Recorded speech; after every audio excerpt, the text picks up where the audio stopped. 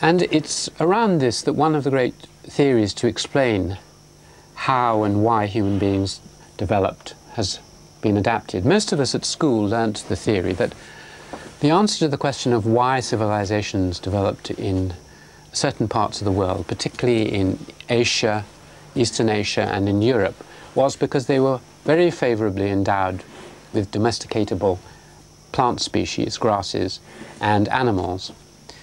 And so you could get mass populations and the growth of cities and states and so on like that. So the theory which has been advanced based on this is that other parts of the world, Australia, South America, Sub-Saharan Africa, didn't really have the right plants. They had one or two, but not enough. They had just one or two animals which you could domesticate, but not enough. Horses and pigs and things weren't there.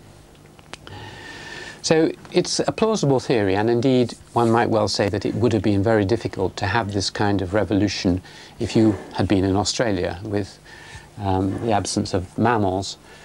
But there's something more to it than that. There are two slight problems with this theory. One of them is that, okay, if you have a species that you can domesticate, you may domesticate it, but you may not. There are many other reasons than the fact that it exists that force human beings on. And this can be seen from the history of this village. Although there are buffaloes and there are goats, there are a lot of things that are missing in the way of animals which exist all round. People know about them and they could easily bring them up to the village, but they don't. And the reason for their absence is shown by looking at the ritual, social and economic factors. Horses, for example. Why are there no horses here? There were horses. About 40, 50 years ago, there were 2 or 3 horses in this village. They've gone because the rich people who were using them as prestige symbols. You can't really ride a horse around here much, and you certainly don't want it for ploughing because it would break up the terraces, and the ploughs are very light. So they just had them as status symbols, and they've gone, the people have gone. So you need a hierarchy for horsemanship. You need rich landowners, and you need perhaps the use in armies and for military purposes. So no horses, but also no mules. I mean, it seems obvious. You've got this steep, rocky things. Why do people carry everything on their back here? Why not just put it on a mule? Well, the reason is economic in this case. It's actually cheaper because human labour is so cheap here. It's actually cheaper to use your human back than to buy and feed a mule. So there is an economic reason there. Then you get ritual reasons. Cows. Why not keep cows instead of these things? Well, one of the main reasons is that you can't, in a Hindu culture, eat the cow. So you've lost one of the main uses of cows. And they also don't give as much milk as a buffalo. So they're not really as efficient, and they can't eat as many. A cow probably wouldn't eat this kind of rough stuff, whereas buffaloes love forest food. So this is much better than a cow. What about pigs? Well, again, you get a ritual reason. Black pigs are ritually very impure and dirty for villagers. They won't eat the meat of that kind of pig. And so pigs are not very popular around here. So the pigs, there were 1 or 2 kept by the lower caste, but they've disappeared. So basically what one can argue is that just having domesticatable animals isn't enough, or plants. You need to examine the social and economic and ritual reasons. But there's another slight difficulty. The argument is based on the idea that certain animals have certain temperaments initially, so that the kind of proto-horse was man's servant, or the proto-dog was the man's servant, and you just sort of domesticated along a certain line.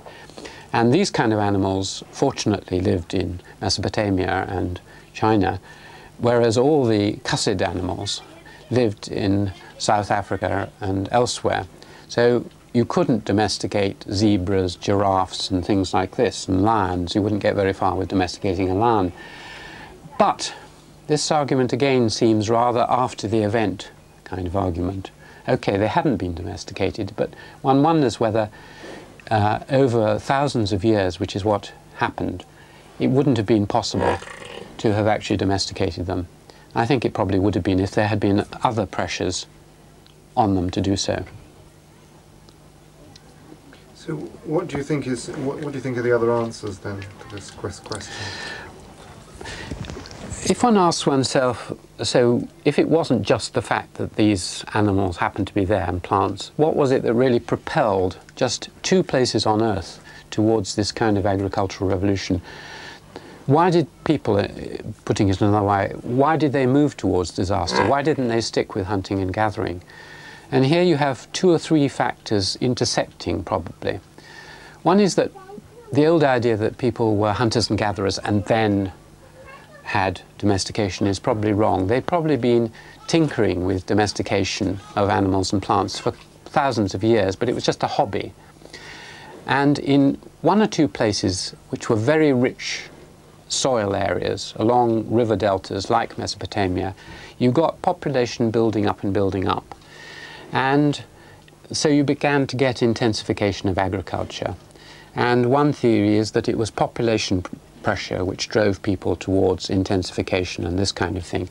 Probably wasn't just that alone. The second factor was probably a change in climate, a little ice age, certain areas flooded, and as a result suddenly human beings turned what had been a hobby into their mainstay. They were forced up into certain lands which they had to cultivate, and so they began to become serious farmers.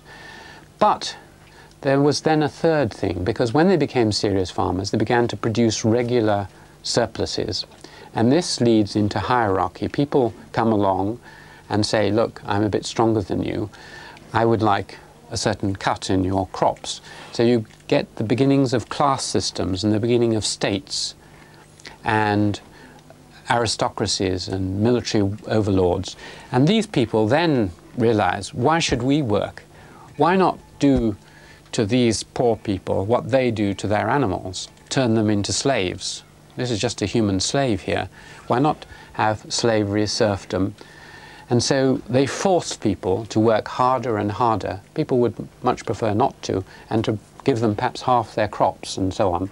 So a combination of political forces, climatic changes, population pressure coming just together with certain kinds of animals and plants created just that conjuncture which suddenly allowed the first revolution to occur.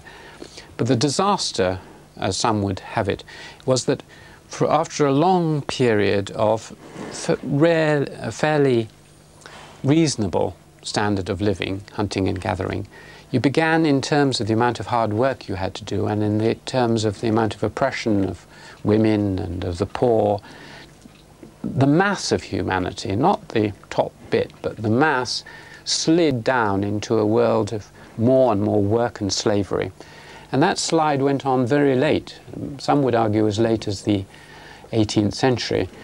And really it's only with the second revolution, which replaced this animal machine with a real machine, as we conceive of it, driven by, not by the power from the sun like that, but by fossil fuels. That second revolution has liberated a large mass of mankind anyway from the consequences of the first revolution.